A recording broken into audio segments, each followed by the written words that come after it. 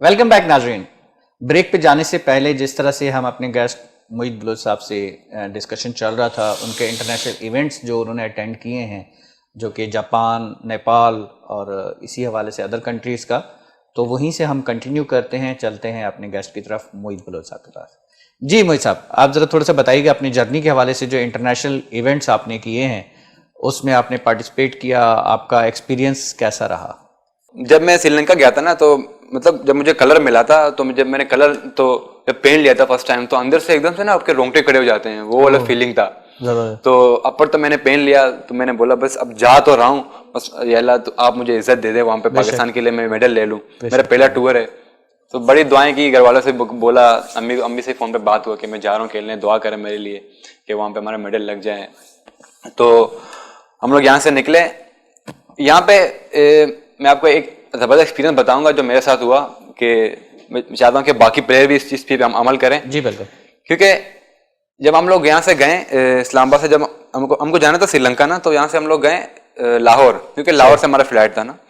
हम लोग लाहौर, यहाँ से इस्लामाबाद से लाहौर गए, तो ये सफ़र था। तो पानी वानी हम रास्ते में पी रहे थे। तो हम लोग जब एयरपोर्ट पहुंचे वहाँ पे, तो एयरपोर्ट में ये था कि हमारा फ्लाइट डिले हो गया। सही। जब फ्लाइट डिले हुआ तो हम लोग एयरपोर्ट में ऐसे ही घूम रहे फिर रहे थे, अपना ज्यादा पानी पे ध्यान नहीं था उस वक्त, तो पानी भी ज्यादा नहीं पिया। जैसे ही हमारे फ्लाइट का टाइम हुआ, हम लोग जाके जहाज में बैठ गए। तो तकरीबन 4 घंटे का आई थिंक होता है फ्लाइट था, श्रीलंका का है फ्लाइट ना। तो हम लोग वहाँ पे श्रीलंका पहुंचे। पहुंचते साथ ही हम लोग, जैसे कि हम एक्साइटेड थे कि हम जाके ग्राउंड देखेंगे, तो हम लोग श्रीलंका पहुंचे और हम लोग गए ग्राउंड। हम लोग जब ग्राउंड गए तो ग्राउंड में हमने सबने वार्म करना था। तो जैसे ही मैंने वहाँ ग्राउंड पहुंच के अपने स्ट्रेचिंग, जो शुरू में डायनामिक स्ट्रेचिंग करते हैं, तो मैंने वो मसल को स्ट्रेच किया, तो एकदम से मुझे वो हल्का सा पेन फील हुआ ना। तो पानी की कमी की वजह से, क्योंकि पानी की कमी, एक तो पानी की कमी हो गई, और दूसरे आप जहाज में जब बैठते हो ना, तो आप बिल्कुल एक ही पोजीशन में बैठे रहते हो ना। तो 4 घंटे की पोजीशन में बैठे हो, आप सो रहे हो, हम इतना थक चुके थे ना। बिल्कुल बिल्कुल। तो ये मुझे हल्का सा वो मसल में वो पानी वजह से ना वो क्रैम्प पड़ गया, क्रैम्प आ गया। तो फिर मैंने कोचेस से रब्ता किया, तो मैंने कोचेस को बोला कि ये मेरे साथ ये हुआ है। तो कोचेस ने बोला कि तुम पैनिक मत हो, तुम गए हो पाकिस्तान के लिए खेलने, अपना माइंड बना लो, तुम्हें खेलना है जी। तो कोचेस ने मुझे मोटिवेट किया। तो मैंने भी वो सोचा कि ये सीन है। तो उन्होंने मुझे बोला आइसिंग वगैरह कर लो इसको। तो मैंने मसल को आइसिंग वगैरह किया, मसल को मैंने टेपिंग वगैरह किया। गुड। तो मेरा जो पहला इवेंट था 200 मीटर का, ईट तो मैंने क्वालिफाई कर लिया जिस तरह करके ना। सही। तो ईट क्वालिफाई किया। ईट के बाद अब फाइनल तकरीबन शाम को फाइनल है, सुबह हीट होता है और शाम को फाइनल होता है, ये सीन होता है ना। तो शाम को मेरा फाइनल था, और दोबारा जो पट्टी मुझे लगा था, मैंने इसको चेंज करके दोबारा उनके पास जाके मैंने पट्टी चेंज करवाया, अपना नया पट्टी लगवाया। अब मैं ये कह रहा हूँ कि मतलब एक ही मैं दुआ कर रहा हूँ कि रेस के दौरान मेरा मसल एकदम से ना उठ जाए ना। ये होता है कि स्प्रिंटर का एक ही जो पीछे का मसल है हैमस्ट्रिंग का ना, ये भागते हुए बड़ा इंजरी होता है इसका, क्योंकि दुनिया में जितने प्लेयर है ना उनको ये इंजरीज होता रहता है। तो फिर 200 मीटर हमने स्टार्ट किया। वहाँ पे 200 मीटर स्टार्ट हुआ। जो टाइम मैं यहाँ पे करके गया था ना, तो वो टाइम मैंने वहाँ रिपीट नहीं किया। अगर मैं वो टाइम वहाँ पे रिपीट करता तो 200 मीटर में मेरा कंफर्म सिल्वर या ब्रॉन्ज मेडल इंशाल्लाह लग जाता। तो 200 मीटर में मैं वहाँ पे श्रीलंका में 4th हुआ। जो मेरा टाइम था मैं बेस्ट भी नहीं कर सका, क्योंकि मेरे लेग में इंजरी था ना, मुझे इंजरी हो गया। उसकी वजह से मेरे माइंड में चल रहा था कि मसल उड़ ना जाए, क्योंकि उसके बाद मुझे और भी इवेंट करने थे ना। बिल्कुल बिल्कुल। 200 मीटर जब मैंने किया, तो उसके बाद दूसरे दिन हमारा 4x4 रिले था, 4x100 भी रिले था। उसके लिए मैं अपने माइंड को वो कर रहा था कि बस कोई नहीं है, कुछ नहीं है, तो श्रीलंका का था। श्रीलंका के बाद आपका दूसरा जो है एक जापान का हुआ है। श्रीलंका के बाद मैं जापान गया था। जापान गए थे? हाँ, श्रीलंका के मैं 1 महीने बाद रमजान के दौरान गया था जापान में। अच्छा। हाँ, तो दोबारा जब मैं इंजरी होके यहाँ पे आया ना, तो फिर मैंने ट्रेनिंग दोबारा शुरू की, इंजरी को रिकवर किया। रेस्ट करने के बाद रेस्ट करने के बाद दोबारा। जापान का एक्सपीरियंस कैसा रहा आपका? जापान का मैं आपको वो चीज बता दूं कि वहाँ कौन सी चैंपियनशिप थी? जापान में एशियन जूनियर एथलेटिक चैंपियनशिप था, वो मैं खेलने गया था। तो जापान में ये एक्सपीरियंस था कि जब वहां मैं पहुंचा, तो मतलब जो श्रीलंका में जो सीन था ना, वो बिल्कुल अलग लेवल का सीन था जापान में। मतलब कि वो फीलिंग आ रहा था कि मतलब मैं ओलंपिक खेलने आ गया हूं। तो वो फीलिंग एकदम से ना, उनका ओपनिंग सेरेमनी और ग्राउंड, वो बहुत अच्छी थी। वहाँ के लोग, जितने सारे कंट्रीज वहाँ पे आए हुए थे, क्योंकि साउथ एशियन लेवल में तो आपके 7 या 8 कंट्रीज होते हैं ना। जी बिल्कुल। और आप उसमें एशियन लेवल में जाते हो, फिर उसमें सारे पूरा एशिया आ जाता है, ज्यादा कंट्रीज आ जाते हैं। तो वहाँ पे मैं गया, वहाँ पे मैंने एथलीटों के साथ कम्पीट किया। वहाँ पे बड़ा अच्छा एक्सपीरियंस रहा, उनको देखा, उनकी चीज़ें देखी। वहाँ पे सीखने को बड़ा कुछ मिला। माशाल्लाह। उसके बाद अभी रिसेंटली जब मैं गया हूँ ना, नेपाल गया हूँ। अच्छा अच्छा। नेपाल में 4 into 400 मीटर में हमने ब्रॉन्ज मेडल हासिल किया नेपाल। माशाल्लाह, बहुत ज़बरदस्त, बहुत ज़बरदस्त। मोहित साहब से बहुत अच्छी अच्छी बातें जो है वो चल रही हैं और बहुत ज़्यादा हम और हमारे नाज़रीन मुस्तफ़ीद हो रहे हैं। मोहित बलूच साहब, ये बताइएगा कि आप जो है जिस तरह से कोविड-19 के अंदर आपने अपनी एक्सरसाइज को, अपनी स्टडी को, क्योंकि आपकी स्टडी भी कंटिन्यू चल रही है, इन सारी चीज़ों को कैसे मेंटेन किया? क्या कोविड-19 में इन होम रेस्ट पे चले गए थे या अपनी एक्सरसाइज को कंटिन्यू रखा है? ये एक्सरसाइज का मैं आपको बताता चलूँ कि हमारा जो ट्रैक एंड फील्ड का जो फील्ड है ना, इसमें ये है कि अगर आपने एक हफ्ता से ज़्यादा रेस्ट कर लिया, 2 वीक अगर आपके हो गए ना, तो फिर आपके मसल सारे बिल्कुल रिलैक्स हो जाएंगे। रिलैक्स हो जाएंगे। आपने जो ट्रेनिंग किया होता है ना, फिर आपको इनिशियलाइज हो जाएगी। हाँ, आपको दोबारा फिर बहुत शुरू से करना पड़ेगा ट्रेनिंग, क्योंकि आपके मसल, आपका एंडोरेंस जो वर्क आपने किया होता है, आप बिल्कुल रिलैक्स हो जाते हो। तो इस दौरान रनिंग कैसे करते थे? तो मेरे इलाके में ग्राउंड है जो अपना फुटबॉल का मैंने बताया था कि ग्राउंड नाम है उसका, तो वहाँ जाके मैं वहाँ रनिंग, अपना फिटनेस वहाँ जाके करता था।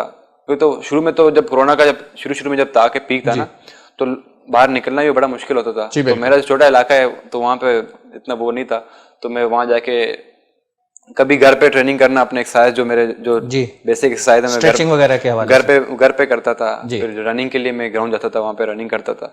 मतलब खुद को मैंने मेंटेन रखा कि जब मेरा जो ट्रेनिंग मैंने किया हुआ है वो खराब जाया ना हो जाए मुझसे। डाइट क्या लेते रहे आप? डाइट देखें, ये हमारा क्वेश्चन रह गया था बीच में, मैंने आपको कहा था, मैंने याद दिला दूं। डाइट, हमारे नाज़रीन जानना चाहेंगे कि डाइट आप क्या लेते हैं?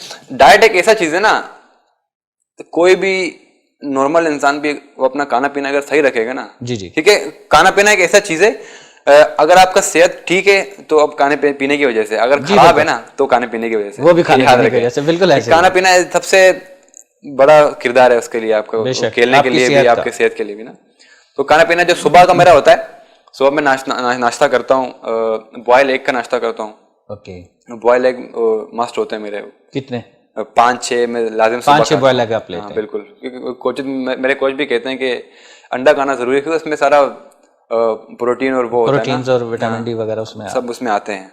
तो सुबह का नाश्ता में अच्छा खासा ब्रेड के साथ, उसके साथ ना ऑयली चीज में बहुत कम खाता हूँ। ऑयली चीज कम है, ऑयली चीज बिल्कुल ठीक है, क्योंकि ऑयल इंटेक नहीं होती। हाँ, ऑयल आपको फेट बढ़ाता है ना, तो फेट में फिर आपका मसल में वो काम नहीं होता। सही है। और दोपहर तो मतलब ये है कि पानी का इंटेक हर वक्त चल रहा होता है, थोड़ी देर बाद ना, क्योंकि पानी वैसे भी इंसान के जिस्म में 75% होता है ना, उसका मसल के लिए बड़ा किरदार है पानी का। अगर पानी आप पियोगे ना तो आपको ना कभी क्रैम्प पड़ेगा ना आपको मसल इंजरी होगा, जिसमें में आपके पानी अगर प्रॉपर सही होगा। तो कितने लीटर पानी तकरीबन इंटेक कर लेते हैं आप? अगर लीटर में अगर आप बोलें तो मैं सुबह से ट्रेनिंग तक मैं कोशिश करता हूँ कि मैं 2 लीटर से ज्यादा पानी पीऊँ। ठीक है, हाँ, 2 लीटर तो हो जाते हैं, लेकिन पूरा दिन का अगर हिसाब लगाएं तो मैं कोशिश करता हूँ कि 5 लीटर पानी पी लूँ। सही, 5 या 4 लीटर पानी, ये तो दिमाग में होता है कि पानी पीता जाऊं। बिल्कुल, इतना आप यूज कर लेते हैं। हाँ, क्योंकि पानी अगर सही होगा ना तो आपको कोई मसल का इंजरीज नहीं होगा। बिल्कुल सही, बिल्कुल सही। तो उस लिहाज से तकरीबन कोई 20-22 गिलास आपके बन जाते हैं? हाँ, बिल्कुल इस तरह कर लें। ऐसे ही है ना? That's great. अच्छा, और दूसरा मुझे ये बताइएगा, आपके ये तो आपने नाजरीन को बताया कि जो आपके पास यंग जनरेशन है, न्यू आने वाले बच्चे हैं, वो अगर इस फील्ड में आना चाहें तो क्या कितनी कोई एज लिमिट है उनके लिए, या हर एज का बंदा जो है एज ए स्प्रिंटर बन सकता है, या उसके लिए क्या कोई लिमिटेशंस हैं? देखें, कहते हैं कि शौक का कोई मोल नहीं होता ना। बिल्कुल सही। हाँ, तो ये है कि एज अगर आप देखोगे तो फिर मुझे भी बहुत सारे लोग मिले हैं कि मुझसे आके पूछते हैं कि यार मेरा ये मैं 25 का हो गया हूँ कि मैं स्प्रिंटर बन सकता हूँ। यार अगर आप में करने का जज्बा हो ना तो बन सकते हैं। आप वर्ल्ड में जाके देखें, इतने सारे मिसालें पड़े हुए हैं, लोग क्या से क्या बन गए। तो मैं इनको बोलता हूँ, जाहिर सी बात है, मेरे पास मुझसे मशवरा करने आया तो मैं इनको मोटिवेट ही करूंगा ना, मैं उनको डिमोटिवेट तो करके नहीं भेजूंगा। तो मैं उनको बोलता हूँ कि यार अपना मेहनत करो, आप प्रॉपर जो कर रहे हो वो अपना ट्रेनिंग वो जारी रखो, अपना खाना पीना सही रखो, इंशाल्लाह आपको रिजल्ट जरूर मिल जाएगा। तो छोटे छोटे बच्चे भी अभी तो मेरे इसमें न्यूज में इंटरव्यू, यूट्यूब में मेरा जो डॉक्यूमेंट्री पड़ा हुआ है, लोग मेरा वीडियोस देखते हैं ना, तो आके ग्राउंड में मुझसे मिलते हैं, मुझसे मिलके ना बड़ा वो एक्साइटेड होते हैं ना कि आपसे मिले यार, ये तो मुझसे पूछते हैं ना कि मुझे कोई खास टिप बताए ना कि हम क्या करें ट्रेनिंग में, जो आप जो करते हो। तो मैं उनको सिर्फ एक ही सलाह देता हूँ कि भाई ये जो सबसे जबरदस्त चीज है ना एथलेटिक में, ये ऐसा फील्ड है ना, आप इसमें जितना मेहनत करोगे ना, समझ लो वो कम है।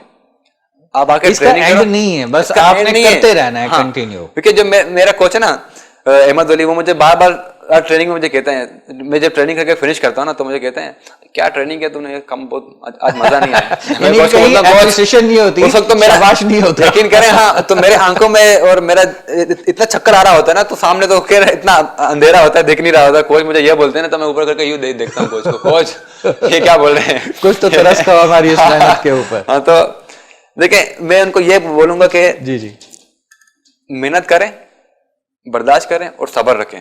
बेशक आपको सिला जो अल्लाह मेहनत की है, जात में देना। बिल्कुल, वो आपको मेहनत कभी जाया नहीं होगा। बेशक, जितना मेहनत बेशक, आप कर रहे हो, बेशक। सब्र कर रहे हो, बर्दाश्त कर रहे हो, एक बिल्कुल वक्त आता ऐसे। है तो आप वाकई में बोलते हो जितना मैं मेहनत किया हुआ है ना, तो आपका सिला मिल जाता है। बेशक सिला जाया मिलता है। कभी नहीं होता, ज़ाया ये कभी गारंटी नहीं है। होता। बिल्कुल सही बात है, बिल्कुल सही बात है। अच्छा, इसके साथ साथ अब आप हमें कोई मैसेज जो है, जो जनरेशन को देना चाहें, यंग जनरेशन को आने वाली, और हमारे सामीन के लिए कोई मैसेज इस तरह का देना चाहें। देखें, आने वाला जो टाइम है ना, वो मैंने बहुत सारे ऐसे लोग देखे हैं, वो ट्रेनिंग के लिए आते हैं, वहाँ पे फिट होने के लिए आते हैं, क्योंकि जब उनको टाइम नहीं मिलता ना, तो जब वो वहाँ के ट्रेनिंग करते हैं कि यार हमारा पेट निकल गया, क्या करें, तो जो बहुत लेट हो जाता है। कि मैं उस लेट से पहले उनको ये सजेशन दूंगा कि मतलब जो उनका एज है ना, कम से कम कोई भी एज हो, आप अपने सेहत के लिए 1 घंटा लाजिम निकालें। बिल्कुल आप सही। ट्रेनिंग, जरूरी नहीं है कि आप जाके प्रॉपर जाके ट्रेनिंग करो, अपना जाके आप रनिंग कर लो, अपने एक्सरसाइज स्ट्रेचिंग कर लो। सेहत के लिए आपको अपना टाइम निकालना पड़ेगा, वरना आप टाइम निकालना बहुत जरूरी है। बिल्कुल, अपने बिल्कुल। लिए, अपनी जात के लिए, अपनी सेहत के लिए, वो हमारे लिए फायदे में है। हमारे लास्ट में टीवी चैनल के लिए कुछ कमेंट्स आपके।